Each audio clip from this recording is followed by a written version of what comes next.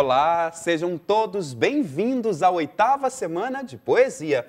E aí, Ceissa, animada para esse segundo dia? Claro, principalmente porque hoje vamos falar de tipos de poesia. E as questões cruciais desse assunto são: para que serve, a quem e onde circula a poesia? O próprio cordel, poesia tipicamente brasileira, foi feita para ser lida em voz alta e vendida em feiras populares. Além disso, há aqueles poemas típicos de dor de cotovelo, dúvidas existenciais. Poemas de euforia, exaltação ou crítica do mundo, da cidade e da vida. Tem uma obra que é reconhecida como o auge da exaltação da pátria. Os Lusíadas, de Luís de Camões, exalta as conquistas coloniais portuguesas. As armas e os barões assinalados, que da ocidental praia lusitana, por mares nunca dantes navegados, passaram ainda além da Taprobana, em perigos e guerras esforçados, mais do que prometia a força humana, e entre gente remota edificaram o novo reino que tanto sublimaram. Este é um poema que se tornou célebre e não é à toa. É uma honra ter acesso a algo tão belo e que foi escrito há mais de 500 anos. Mas nós, aqui no Brasil, também temos poemas de exaltação à nossa pátria. Os sambas e enredo das escolas de samba fazem isso muitas vezes com maestria. Aquarela do Brasil, por exemplo, é uma música de Silas Oliveira e que foi tema de carnaval da escola de samba Império Serrano por 2 vezes. Vejam esta maravilha de cenário. É um episódio relicário que o artista, num sonho genial, escolheu para este carnaval. E o asfalto, como passarela, será a tela do Brasil em forma de aquarela. Passeando pelas cercanias do Amazonas, conheci vastos seringais. No Pará, a ilha de Marajó e a velha cabana do Timbó. Caminhando ainda um pouco mais, deparei com lindos coqueirais. Estava no Ceará, terra de Irapuã, de Iracema e Tupã. Que maravilha! Esse samba é famoso, hein? Mas nem sempre os sambas eram de exaltação. Existem sambas geniais que ironizaram ou criticaram nossos problemas. É o caso do inesquecível Os Sertões, da Escola de Samba em Cima da Hora. Este samba-enredo foi do ano de 1976 e dizia assim: Foi no século passado, no interior da Bahia, um homem revoltado com a sorte do mundo em que vivia. Ocultou-se no sertão, espalhando a rebeldia, se revoltando contra a lei que a sociedade oferecia. Os jagunços lutaram até o final, defendendo Canudos naquela guerra fatal. O samba-enredo é um gênero de poesia que só existe no Brasil. Imagina, Douglas, ele tem que ser compreendido pelas pessoas e levantar o público, mas também elaborado para apresentar as fantasias e os carros alegóricos. Que talento dos sambistas! Pois é, Ceissa, homens do povo, que há tantos anos apresentam este espetáculo genuinamente brasileiro. Há quem diga que é a ópera do Brasil. É pura arte, como a nossa semana de poesia. E por falar nisso, vamos à nossa programação de hoje, que está caprichada. Vamos lá! A grande obra de João Cabral de Melo Neto virou desenho animado na TV Escola. Morte e Vida Severina registrada em bico de pena e animação 3D. O meu amigo poeta de hoje é o jovem Pedro Paulo. A equipe da TV Escola pegou a estrada e foi a Itabira conhecer a escola que usa poesia na alfabetização de crianças. E a nossa entrevistada de hoje, Suzana Vargas, vai falar dos tipos de poesia. Agora você vai ver uma coprodução da TV Escola com a Fundação Joaquim Nabuco. Morte e Vida Severina em desenho animado é uma transposição fiel da animação 3D dos quadrinhos de Miguel Falcão. Hoje vamos apresentar a primeira parte do vídeo. A segunda parte você acompanha amanhã.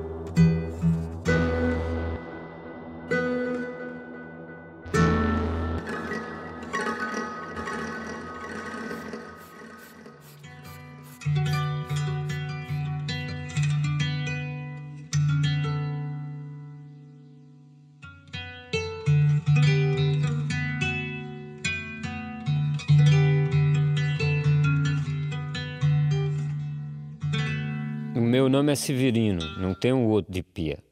Como há muitos severinos que é santo de Romaria, deram então de me chamar Severino de Maria. Como há muitos severinos com mães chamadas Maria, fiquei sendo da Maria do finado Zacarias. Mas isso ainda diz pouco. Há muitos na freguesia por causa de um coronel que se chamou Zacarias e que foi o mais antigo senhor dessa sesmaria. Como então dizer quem fala, ora vossas senhorias? Vejamos, é o Severino da Maria do Zacarias, lá da Serra da Costela, limites da Paraíba. Mas isso ainda diz pouco. Se ao menos mais 5 havia com o nome de Severino, filhos de tantas Marias. Mulheres de outros tantos, já finados Zacarias, vivendo na mesma serra magra e ossuda em que eu vivia.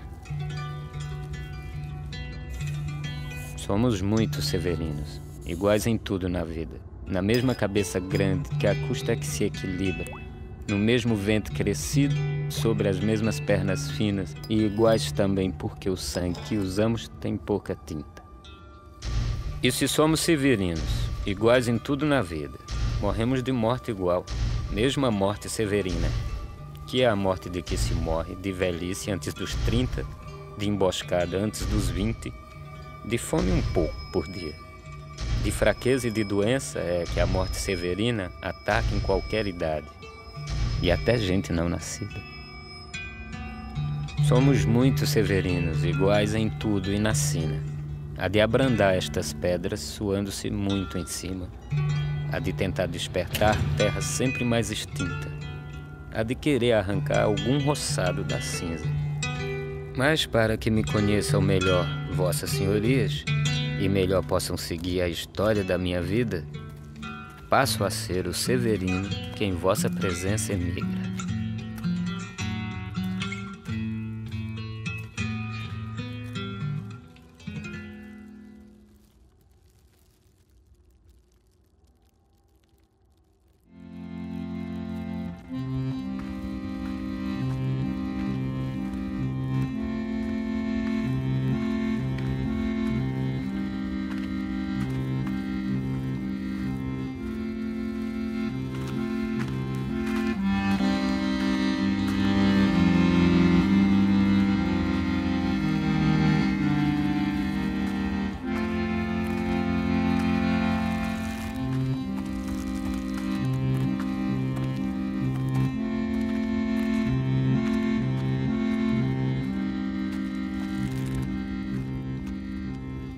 A quem estás carregando, irmãos das almas? Embrulhado nessa rede, dizei que eu saiba. Há um defunto de nada, irmão das almas, que há muitas horas viaja à sua morada. E sabeis quem era ele, irmão das almas? Sabeis como ele se chama ou se chamava? Severino Lavrador, irmão das almas. Severino Lavrador, mas já não lavra.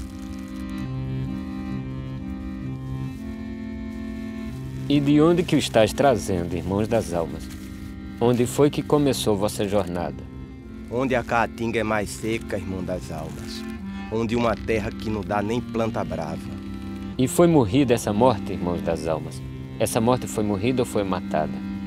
Até que não foi morrida, irmão das almas. Esta foi morte matada numa emboscada. E o que guardava a emboscada, irmãos das almas? E com que foi que o mataram? Com faca ou bala? Este foi morto de bala, irmão das almas. Mais garantido é de bala, mais longevara. E quem foi que o emboscou, irmãos das almas? Quem contra ele soltou essa ave bala? Ali é difícil dizer, irmão das almas. Sempre há uma bala voando desocupada. E o que havia ele feito, irmãos das almas? E o que havia ele feito contra tal pássaro? Tem uns hectares de terra, irmão das almas, de pedra e areia lavada que cultivava. Mas que roças que ele tinha, irmãos das almas, que podia ele plantar na pedra ávara? Nos magros lábios de areia, irmão das almas, dos intervalos das pedras, plantava palha. E era grande sua lavoura, irmãos das almas? Lavoura de muitas covas, tão cobiçada? Tinha somente 10 quadras, irmão das almas, todas nos ombros da serra, nenhuma várzea.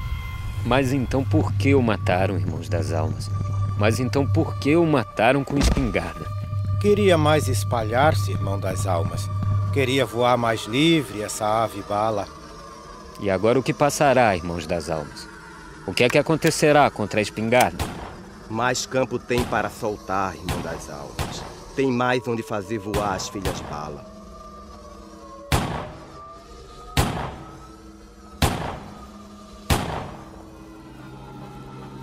E onde o levais a enterrar, irmãos das almas?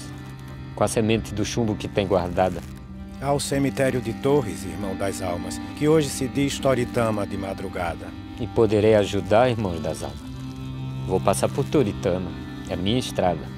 Bem que poderá ajudar, irmão das almas. É irmão das almas quem ouve nossa chamada. E um de nós pode voltar, irmão das almas. Pode voltar daqui mesmo para a sua casa. Vou eu que a viagem é longa, irmãos das almas. É muito longa a viagem e a serra é alta. Mais sorte tem o defunto, irmãos das almas, pois já não fará na volta a caminhada.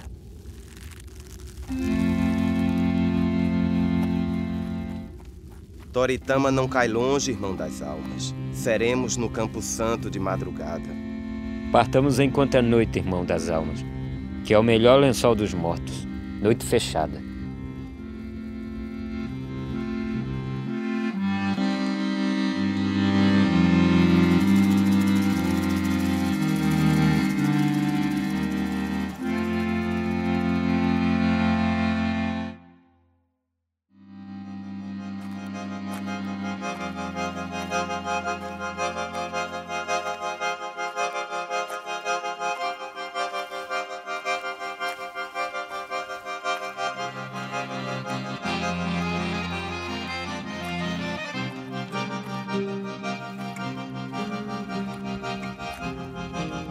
Antes de sair de casa, aprendi a ladainha das vilas que vou passar na minha longa descida. Sei que há muitas vilas grandes, cidades que elas são ditas. Sei que há simples arruados, sei que há vilas pequeninas, todas formando um rosário cujas contas fossem vilas. Todas formando um rosário de que a estrada fosse a linha. Devo rezar tal rosário até o mar, onde termina. Saltando de conta em conta, passando de vila em vila.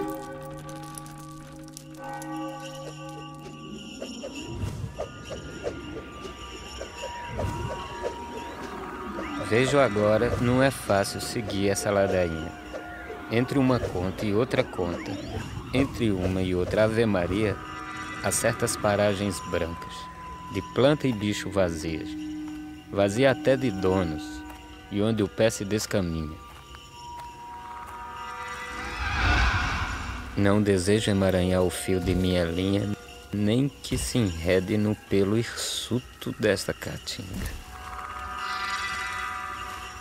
Pensei que seguindo o rio eu jamais me perderia. Ele é o caminho mais certo, de todos o melhor guia. Mas como segui-lo agora, que interrompeu a descida? Vejo que o Capibaribe, como os rios lá de cima, é tão pobre que nem sempre pode cumprir sua sina.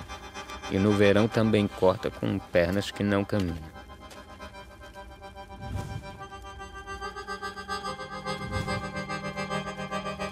Tenho que saber agora qual a verdadeira via entre essas que escancaradas frente a mim se multiplicam.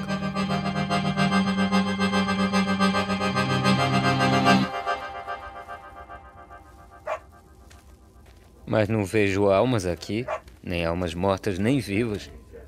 Ouço somente à distância o que parece cantoria. Será novena de santo? Será algum mês de Maria? Quem sabe até uma festa ou uma dança, não seria? Finado Severino, quando passares em Jordão e os demônios te atalharem, perguntando o que é que levas, dize que levas ceras, capuz e cordão, mais a Virgem da Conceição. Finado Severino, quando passares em Jordão e os demônios te atalharem, perguntando o que é que levas, dize que levas somente coisas de não, fome, sede e privação. Finado Severino, quando passares em Jordão e os demônios te atalharem, perguntando o que é que levas, dize que coisas de não, ocas, leves, como o caixão que ainda deves. Uma excelência, dizendo que a hora é hora, ajunta os carregadores que o corpo quer ir embora. duas excelências, dizendo que é a hora da plantação. Ajunta os carregadores, que a terra vai colher a mão. Finado Severino, quando passares em Jordão, e os demônios te atalharem, perguntando o que é que levas, dize que leva ceras.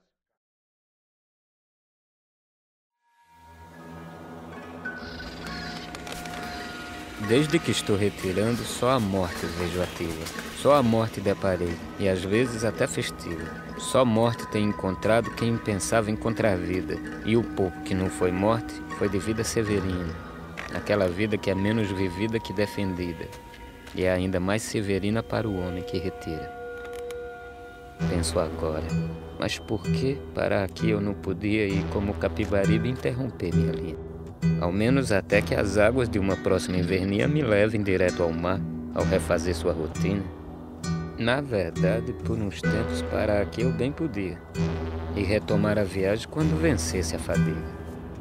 Ou será que aqui cortando agora minha descida, já não poderei seguir nunca mais em minha vida? Será que a água destes poços é toda aqui consumida pelas roças, pelos bichos, pelo sol com suas línguas? Será que quando chegar ao rio da nova invernia, um resto da água do antigo sobrará nos poços ainda? Mas isso depois verei. Tempo há para que decida. Primeiro é preciso achar um trabalho de que viva. Vejo uma mulher na janela. Ali que, se não é rica, parece remediada ou dona de sua vida. Vou saber se de trabalho poderá me dar notícia.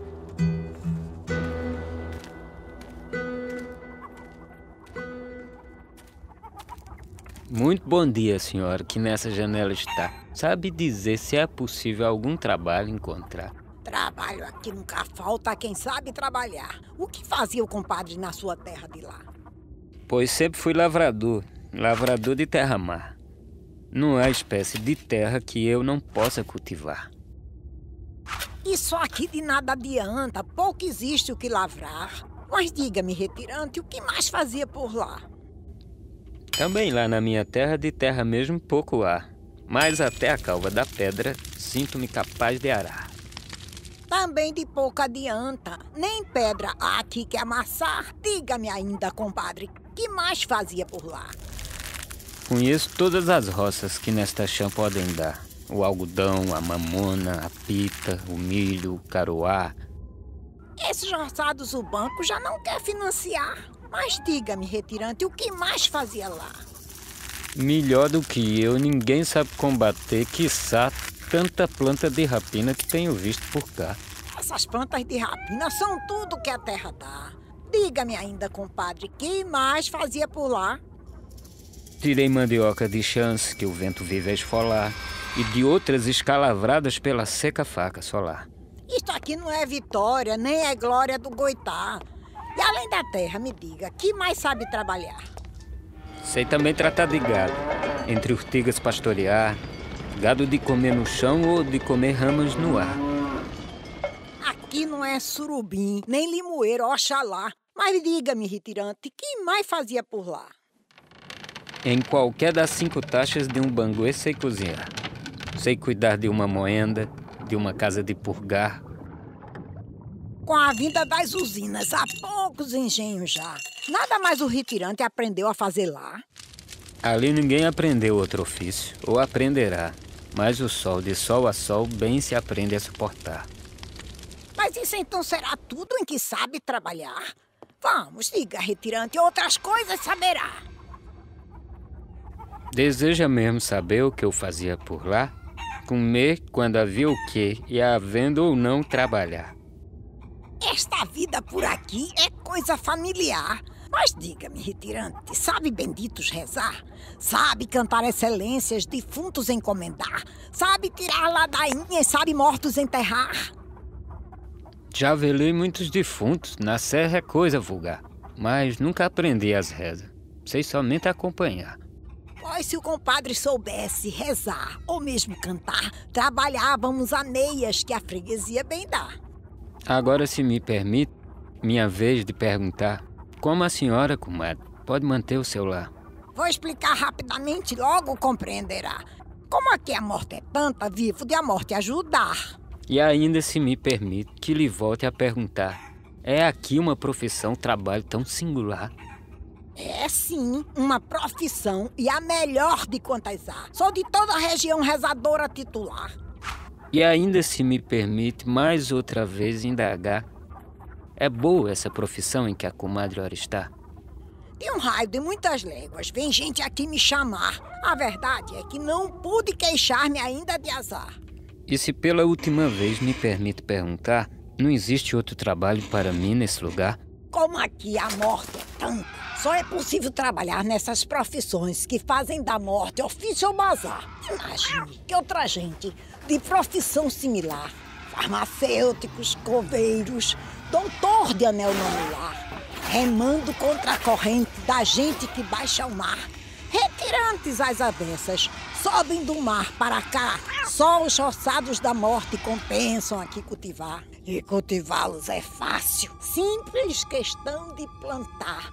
Não se precisa de limpa, de adubar, nem de regar. As estiagens e as pragas fazem-nos mais prosperar e dão lucro imediato. Nem é preciso esperar pela colheita. Recebe na hora mesma de semear.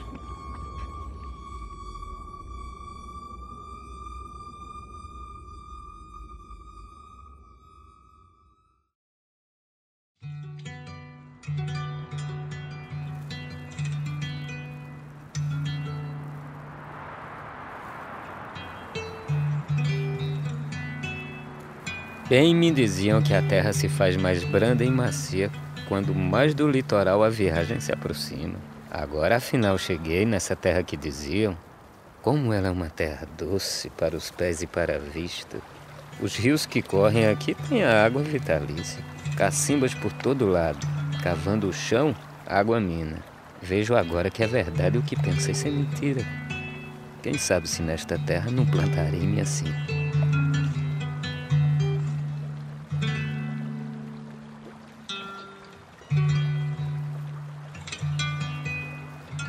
Não tenho medo de terra. Cavei pedra toda a vida. E para quem lutou a braço contra a pissarra da caatinga, será fácil amansar esta aqui, tão feminina. Mas não há visto ninguém, só folhas de cana fina. Somente ali à distância há aquele bueiro de usina. Somente naquela várzea, um banguê velho em ruína. Por onde andará a gente que tantas canas cultiva? Feriando que nesta terra tão fácil, tão doce e rica, não é preciso trabalhar todas as horas do dia, os dias todos do mês, os meses todos da vida. De certo, a gente daqui jamais envelhece aos 30, nem sabe da morte em vida, vida em morte severina. E aquele cemitério ali, branco na verde colina. De certo pouco funciona e poucas covas a minha.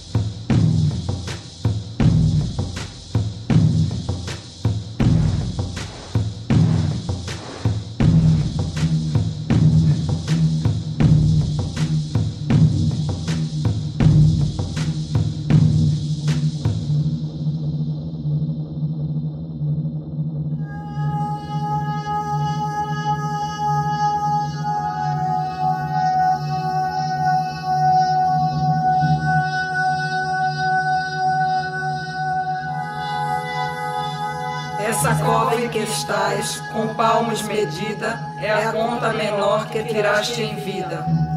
É de bom tamanho, nem largo nem fundo, é a parte que te cabe deste latifúndio.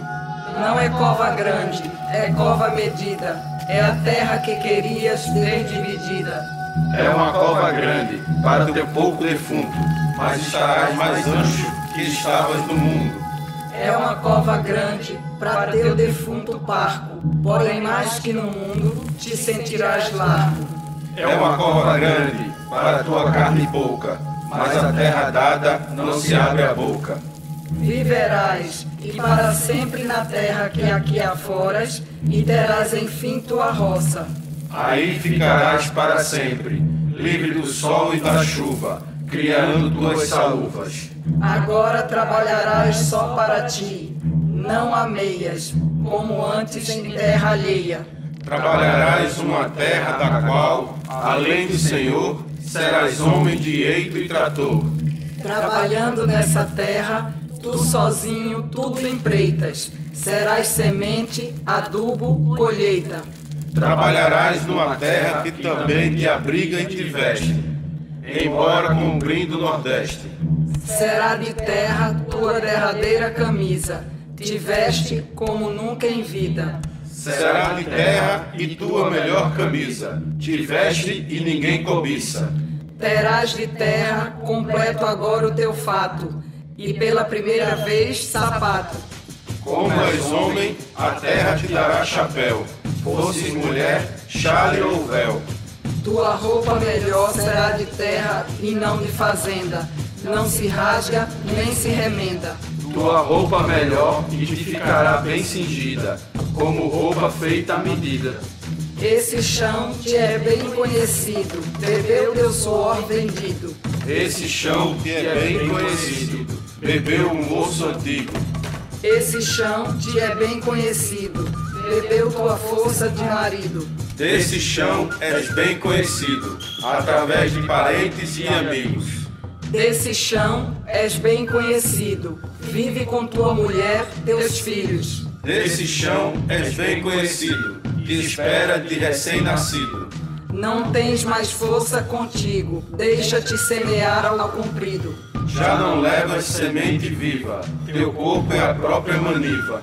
Não levas rebolo de cana, és o rebolo e não de caiana. Não levas semente na mão, és agora o próprio grão. Já não tens força na perna, deixa-te semear na coveta. Já não tens força na mão, deixa-te semear no leirão.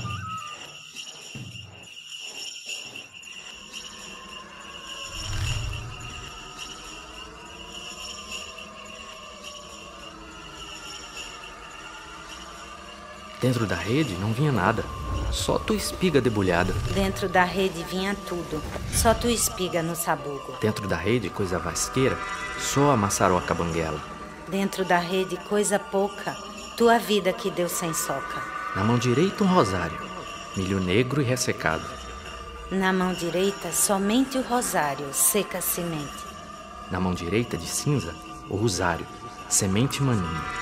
Na mão direita o rosário, semente inerte sem salto. Despido vieste no caixão, despido também se enterra o grão. De tanto te despiu a privação, que escapou de teu peito a viração. Tanta coisa despiste em vida, que fugiu do teu peito a brisa. E agora se abre o chão e te abriga, lençol que não tiveste em vida. Se abre o chão e te fecha, dando-te agora cama e coberta. Se abre o chão e te envolve, como mulher com quem se dorme.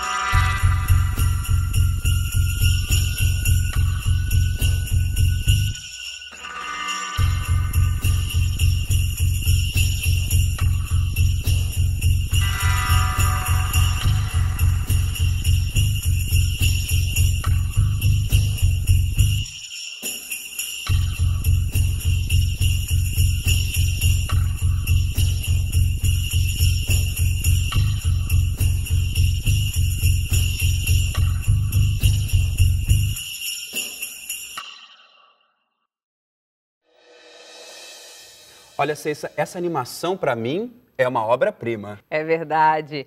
E a segunda parte a gente confere amanhã aqui na Semana de Poesia. E agora, muita atenção, porque chegou a hora da pergunta do dia. Como o tema de hoje é tipos de poesia, o nosso quiz é o seguinte: o que é poesia marginal? Opção A. É a poesia feita por presidiários? Opção B. É a poesia feita por jovens alternativos? Opção C. É a poesia feita nas periferias e favelas? Ou, opção D, é a poesia feita na Marginal Tietê? E aí? Bom, não sai daí, porque daqui a pouco a gente dá a resposta.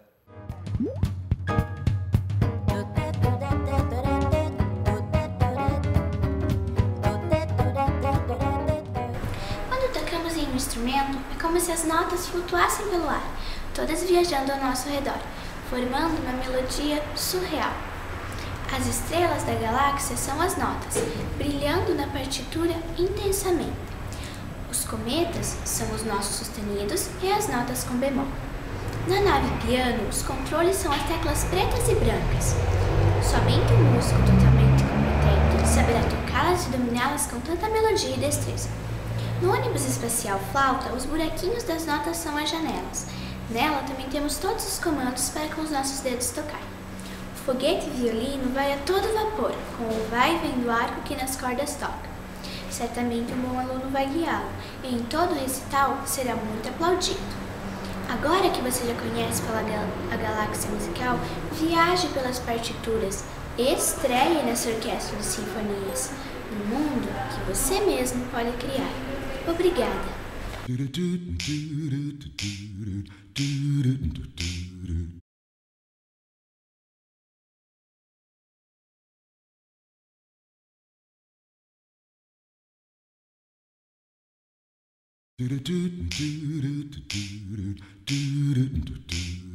Estamos de volta com a 8ª Semana de Poesia da TV Escola e com a resposta do quiz. O que é poesia marginal? Opção A. É a poesia feita por presidiários? B. É a poesia feita por jovens alternativos? C. É a poesia feita nas periferias e favelas? Ou opção D. É a poesia feita na Marginal Tietê? Se você respondeu a letra C, acertou. Na década de 1970, a poesia marginal também era chamada de poesia de mimeógrafo. Feitas pelos jovens, principalmente de classe média, que criaram uma alternativa diante da política oficial da ditadura. Atualmente, a poesia marginal é produzida nas periferias urbanas, como, por exemplo, por grupos ligados ao movimento hip-hop. Em São Paulo, eles costumam promover saraus nas favelas. Douglas, chegou a hora do nosso quadro, que é uma novidade. Ele nasceu nesta 8ª edição da Semana de Poesia. Sabe aquela pessoa que escreve e recita poesia, mas não vive disso e nem se considera um profissional da área? Para estas pessoas, dedicamos este espaço. Conheça agora Pedro Paulo, meu amigo poeta.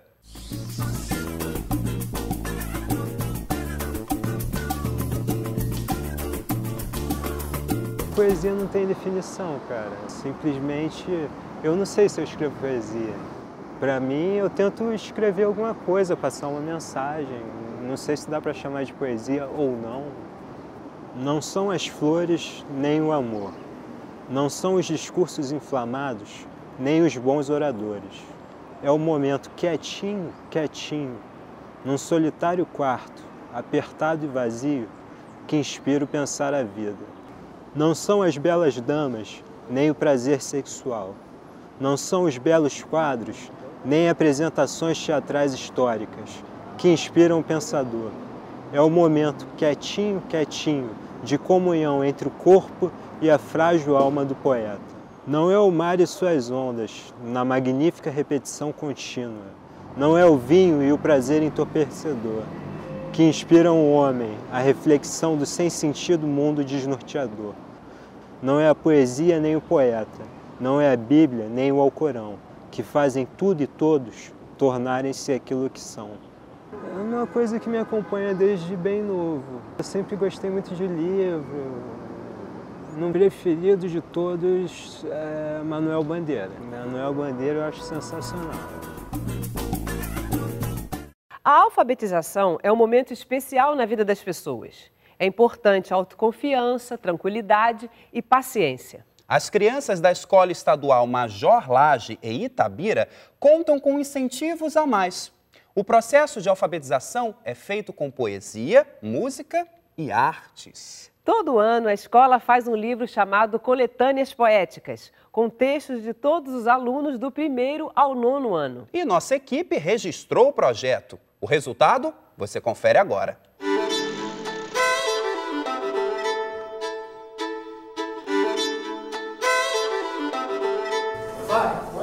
Minha escola, Flávia Muniz. A escola em que eu estudo é um lugar sensacional. Estudamos e brincamos juntos, eu, meus colegas, que legal. Um colégio onde a poesia está viva e pode ser vista em todos os cantos. É assim na Escola Estadual Major Lage, em Itabira, Minas Gerais, terra do poeta Carlos Drummond de Andrade. Aqui, desde pequeninos, os alunos tomam contato com os versos e as rimas. É o que acontece com essa turma da 1ª série do ensino fundamental, composta por 23 alunos.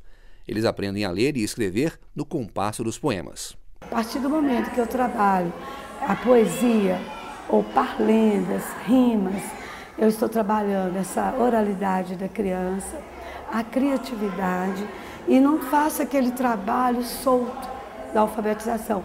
Eu vou unir, né, o útil ao agradável. As letras têm uma relação com a palavra. Então fica um trabalho bem direcionado. Esse meu dedo verde foi mamãe que me deu, pois plantei o limão e ele logo cresceu. Esse meu dedo azul foi o rio que pintou. Com o vovô fui pescar e meu peixe escapou. O meu dedo amarelo só me dá confusão. Fica dizendo a todos que não fiz a lição. O dedo mais bonito fica assim bem rosado. Pois é do coração. Pois é do coração. E é bem comportado. Bem comportado. Esse meu dedo é escuro, eu mesmo que pintei, pois fui brincar com fogo e então me queimei. O trabalho com poesia também ajuda no desenvolvimento criativo e na oralidade das crianças. Ó, vou deixar um papelzinho com você, porque você não deixou. É esse aqui. Tia, deixa eu. O disse que quer ser comigo. Você vai falar junto com ela? Pode falar junto. Na hora de pegar na caixinha, você pega junto com ela. Segundo a professora Vera Lúcia, o trabalho com o texto deve ser feito acompanhado por informações sobre o autor. Assim, a criança pode criar uma identificação maior e ter mais facilidade no aprendizado. Que a gente trabalha o escritor, né? Eu falo do escritor também, conto a história do escritor para eles. Que era uma criança também como eles. E que depois, de repente, foram estudar e hoje são o quê? Grandes escritores, né? Que eles também podem se tornar um escritor assim. Basta querer, estudar bastante, ler muito. A professora também trabalha a reescrita, que é a produção de pequenos textos a partir dos autores e poemas estudados em sala de aula. Quando eles vão escrever os textos, os pequenos textos, né, deles, alguma coisa, eles já vão criando, mas com aquele prazer, sabe o que está fazendo. Né? Não só copiar, não só uma cópia. Né? O resultado do trabalho feito ao longo do ano é transformado em livro que reúne a produção artística de todos os alunos do colégio. Durante todo o ano, os professores trabalham essas produções com os alunos. E essa produção, ao fim do ano, o produto é esse livro. O projeto se chama Major Letrando e ele enfoca a coletânea de textos de todos os alunos, do 1º ao 5º ano, cada um com seu tema. Se no 1º ano trabalhou lá um texto de Vinícius de Moraes, a Arca de Noé, ali a professora vai explorar as letras, a rima, tudo que ela acha significativo para a alfabetização. Logo depois vem o trabalho do aluno em artes, que a gente envolve a arte também. Então vai fazer uma dobradura, ou vai fazer um poemazinho coletâneo, né? Coletivo, envolvendo todas as crianças, porque eles não são ainda capazes de produzir sozinhos. E assim vai formando o livro de todas as séries trabalhadas. Tá, então vamos... Olha, não esquece do título e do nome do autor. Pode começar. Alinhados apontados, estão todos bem guardados, numa caixa tão bonita, desenhada e com listras. São eretos, são brilhantes, coloridos, elegantes, tem o corpo de madeira e tem a cor na cabeleira. Pelo exemplo dado pela Escola Major Lage, o poeta Carlos Drummond de Andrade parece ter deixado a poesia bem viva em sua terra natal. Ou será que corre nos ares de Itabira um certo oxigênio poético? O nosso foco maior é na poesia, porque ela está muito viva em nossa vida. O nosso bater do coração já é uma poesia, o nosso olhar, o nosso andar. Como tudo em nós envolve a poesia, a gente tenta trazer para o dia a dia das crianças esse olhar muito significativo para esse lado do sentimento. Invente você também a sua caixa surpresa e cultive como ninguém sua verdadeira riqueza. Você sabe quais são os tipos de poesia que tiveram mais destaque na poesia brasileira? Fique sabendo! Os diferentes gêneros de poesia herdados dos clássicos foram adaptados no Brasil à nossa vida cultural. Aristóteles dividiu os gêneros poéticos em 3. O gênero lírico, o gênero épico e o gênero dramático, caracterizado como poesia destinada ao teatro. Os tipos de poesia que tiveram maior destaque no Brasil, no entanto, foram a poesia épica e, posteriormente, a poesia lírica, já na época moderna. A poesia épica, que narra ações fabulosas ou lendárias, serviu, logo após a independência do Brasil, para exaltar o heroísmo, a nobreza do índio, e retratar sua vida como fundamento da nacionalidade, como fez Gonçalves Dias no poema Juca-Pirama. No meio das tabas de amenos verdores, cercadas de troncos cobertos de flores, alteiam-se os tetos da altiva nação. São muitos meus filhos nos ânimos fortes, temíveis na guerra, que em densas cortes assombram das matas a imensa extensão. No século XX, o movimento modernista traz novos personagens e novos modos de explorar a poesia. O lirismo de Mário de Andrade homenageia a mulher, sem utilizar a rima ou a métrica tradicionais, em Poemas da Negra, de 1929. Quando minha mão se alastra em vosso grande corpo, você estremece um pouco. É como o negrume da noite, quando a estrela Vênus vence o véu da tarde e brilha enfim. Nossos corpos são finos, são muito compridos. Minha mão relumeia cada vez mais sobre você. E nós partimos adorados nos turbilhões da estrela Vênus.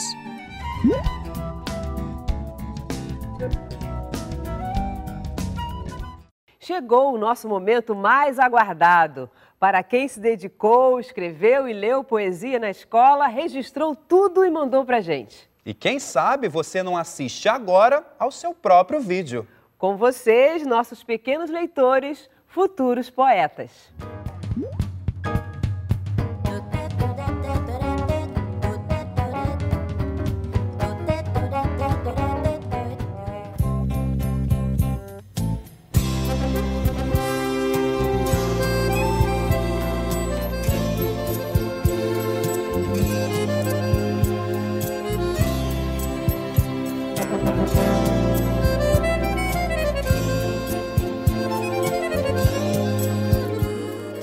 Cangaceiro do Sertão, por Luan Santos. Venho aqui apresentar uma história para você. Quem nunca ouviu falar, passa agora a conhecer.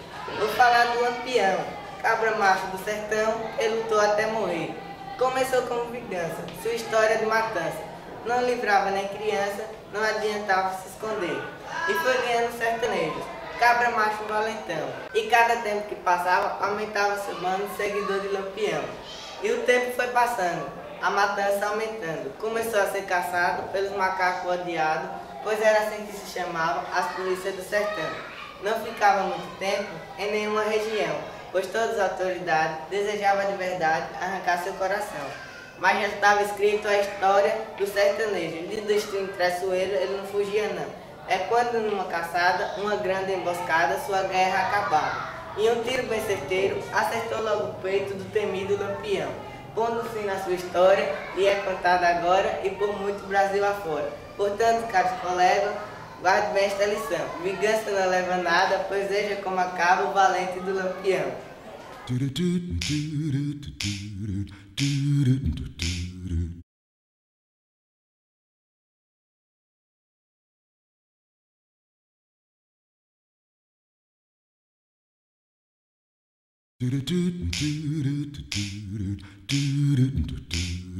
A finalidade da Semana de Poesia é apresentar o trabalho de grandes autores, ler lindos trechos de poesias e, principalmente, incentivar o hábito da leitura, colaborar para que as pessoas abram livros, mente e coração. Chegou a hora do nosso bate-papo. É com você, Marcos França!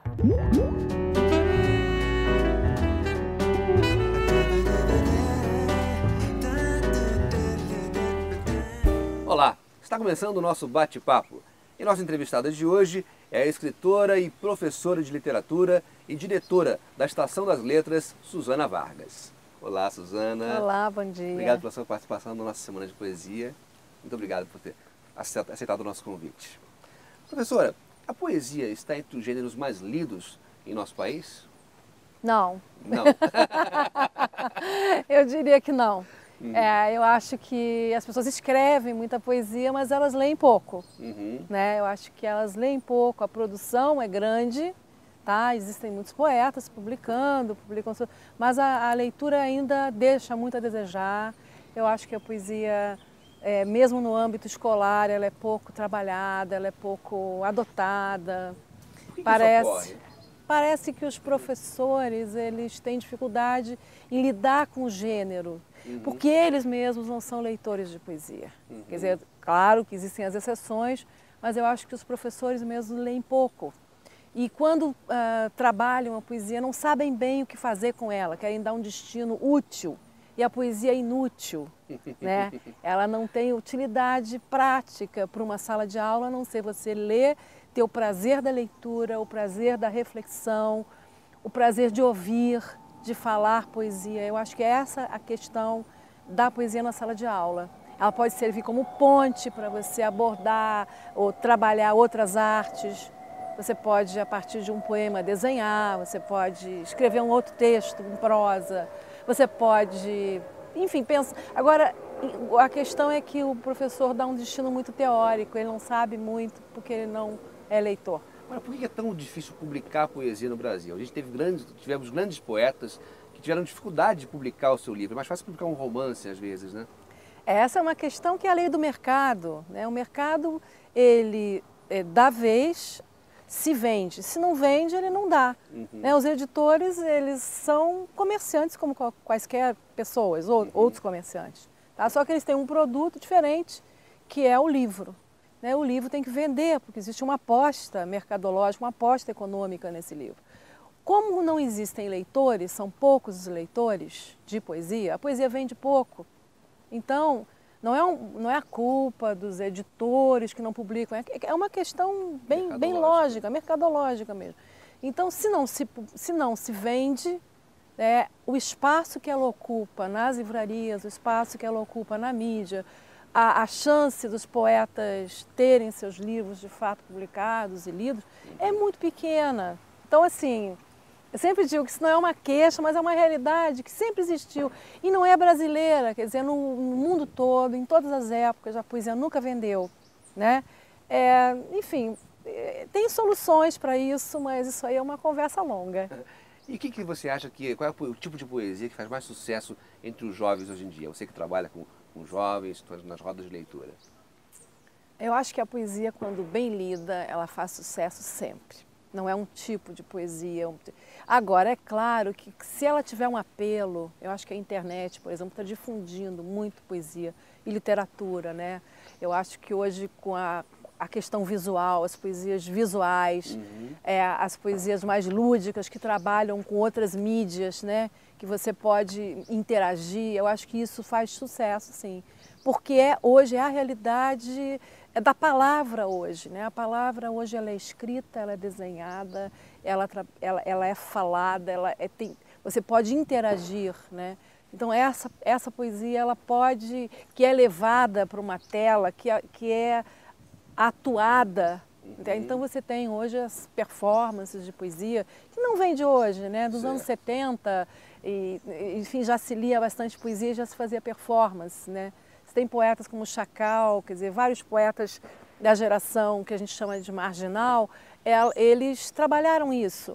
Hoje você tem poetas também no Brasil que difundiram muito a linguagem, a poesia falada e atuada, que é a Elisa Lucinda, a Viviane Mosé e vários outros, né? O CEP 20.000 do Chacal. Sim, o CEP 20.000. Poetas, né? E isso acontece no mundo inteiro, sabe? Então, os poemas também, que são jogos verbais, visuais, isso tudo eu acho que atrai, porque é da natureza do mundo de hoje, né? A você se sentir atraído por tudo aquilo que estimula os sentidos todos, né? Como é que você trabalha a relação da poesia nas oficinas literárias da Estação das Letras? Como é que eu trabalho? Bom, primeiro assim, eu não trabalho... Primeiro eu acho que eu tento chegar a um conceito de poesia e eu trabalho um pouco mais para a poesia escrita, a poesia do livro, a poesia que vai ser lida, porque eu tenho muito interesse assim na questão da leitura. Eu acho que a leitura é uma coisa fundamental, eu me especializei nisso. Então, a leitura da poesia me importa muito. Então, eu trabalho aquela poesia que vai ser lida no livro. E é uma poesia que ela exige um pouco mais, talvez, de trabalho. Não que o outro poeta não trabalhe, mas eu acho que tem um trabalho específico daquilo. É diferente você falar um poema e você ler um poema.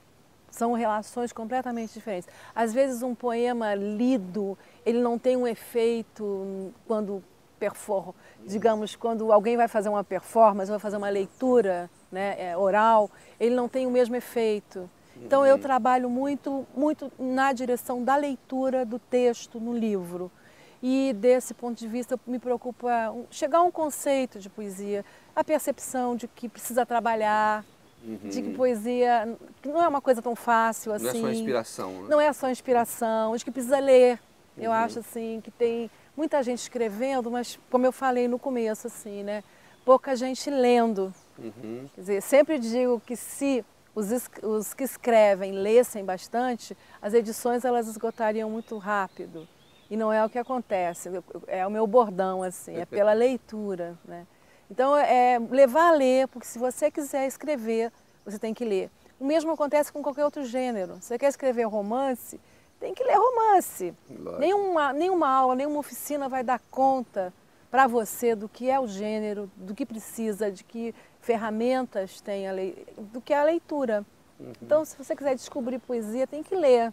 E ler grandes autores também, não só os contemporâneos, não só os seus pares, mas ler pessoas que fizeram coisas legais, né? E esse encontro dessa geração que está cada vez se reunindo nos saraus, esses encontros de leitura para troca de poesia, isso é importante também para formar o poeta, né? É importante para essa troca, eu acho que é importante para as pessoas conhecerem o que está sendo feito, né? Às vezes eu duvido um pouco, eu tenho minhas dúvidas se isso chama, mas se eles dali vão sair e ler e comprar livros. Certo. Porque os livros continuam parados nas prateleiras e ocupando as últimas prateleiras das livrarias, né? Então eu sou um pouco pessimista, né? Mas eu acho que tem que olhar com realidade para o produto, tem que olhar com realidade para esse mercado e para as pessoas que escrevem. Tem que ler mais, mas quer fazer poesia? Também tem que comprar os seus livros de poesia, não esperar ganhar do poeta também. Todo mundo espera ganhar os livros, né? Então eu acho interessante esse aspecto, é que muita gente, quer dizer, existe encontro, acho maravilhoso, mas estimula, claro, mas eu acho que deveria também estimular a leitura, a compra. Professor, então como é que você acha que a gente na escola poderia trabalhar isso com as crianças, com os jovens, de modo a que eles possam se interessar mais pelo poema, não só escrever o poema em casa escondido, mas também ter o hábito da leitura da poesia? Eu acho que a primeira coisa, não só com criança como com adulto, viu? Porque quando se trata de poesia, eu acho que as atitudes têm que ser um pouco parecidas. esquecer que poesia, que a gente quer dar uma utilidade à poesia. Tá? Primeiro, esquecer que aquilo é um inutensílio, como diz o Manuel de Barros, né? Ele fala, poesia é um inutensílio, então esquecer isso, quer dizer, trabalhar o prazer da leitura, o prazer da fala. Antigamente, me lembro, os professores mandavam declamar, ler uns para os outros um texto, ler muitas vezes, fazer com que a poesia seja motivo para a escrita de outros textos, de outra natureza.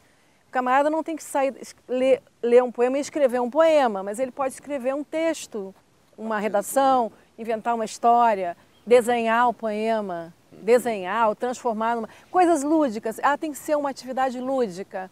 O professor pode usar isso como ponte para que as pessoas descubram, né, a magia do poema, porque ele é ponte, ele não é um ponto de chegada, mas é um ponto de partida para a vida, para aquilo tudo, para os sentimentos, para as emoções.